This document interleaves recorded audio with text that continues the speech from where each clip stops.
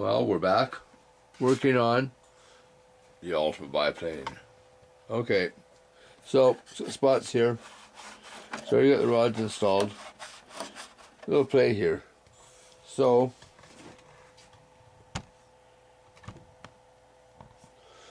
I'm going to use 2 of these orange. They're about 40 grams. They're full-size servos. Use a couple of them.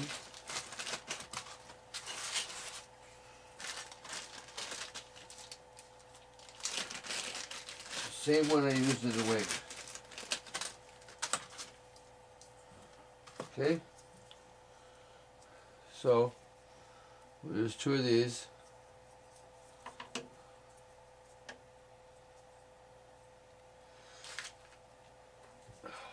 Okay. Run some wires in here.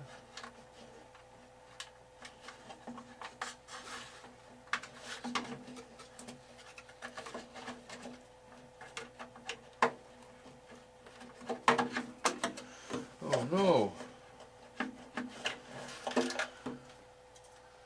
It's just a little bit tight. Okay, I'm going to go and I'll Dremel that out a bit. Then I'll be back. I'll put the servos in. Okay. Dremel's so noisy. Everyone knows how to use a Dremel, I think. Anyways, there. Just had to take it out just a bit, but you know what? I don't think my control rods are long enough for me to go that way. Doesn't matter, so I have to put the servo this way.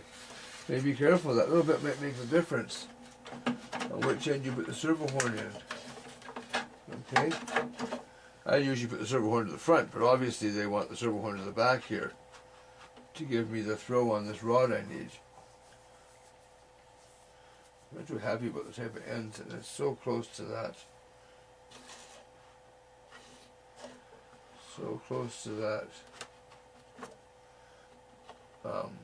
tubing there. I wonder if it has to. Let's take a look here. Okay, so at the tail, I'm going to have the elevator on here. Threaded clasp. Okay.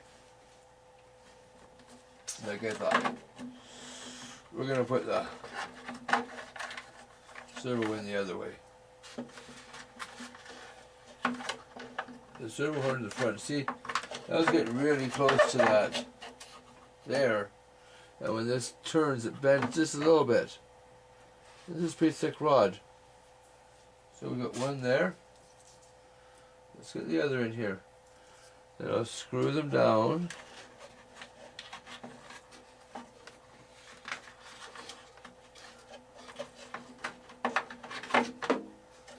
There you go, they just drop in. Okay, so here's the packages for the servos. Each servo we're going to use a long arm. Take those out. Now each servo needs that little screw that holds that arm in. Move that over there. And the rest of the stuff, well, we aren't going to use it except for the 4 screws. I will use those screws to hold it down. Now, these and this, you guys, you can use. Okay? But they're mainly for gas models. They have a lot more vibration to worry about. So, we don't have to worry about that with these. So, there, we got the parts we need for that. I'm just going to throw the rest of these. My parts sitting over here. I have a little bin where I have leftover stuff. Okay, so the screws and servo horns we need. Servo horns, I'm going to wait a minute because I think they don't have them here. And I might just use on this end my Z-bend pliers. And we'll bend the wires. Okay, so we can see the two servos in there. Now I'll pre-drill small holes with this, and maybe I could try this.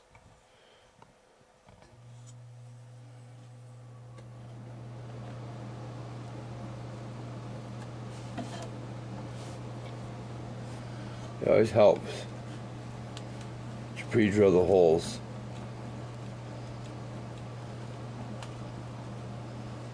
Just a little bit. We'll find a quicker way to do that. Anyways, we'll do that. Well, let me finish one here.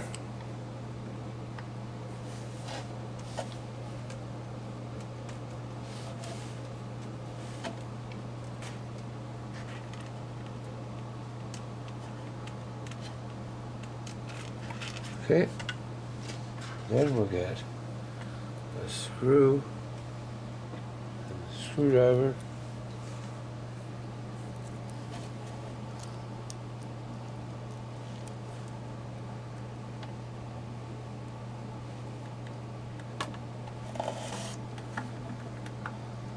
We'll put that screw in. Or maybe not. Yes, we will. I'll be right back after we do that. So I got the servo screwed down. I'm going to stick these servo horns in here. Right? But I'm actually going to cut them off. See? Cut one side off on each one. I'll stick them on here. Now I haven't centered these servos, so I'm not putting the servo horns in any particular position. I'm just putting them on at this moment, just for the sheer fact I'm not even going to do these screws up tight. But, so I don't lose the servo horns or screws. Put them in place. Now,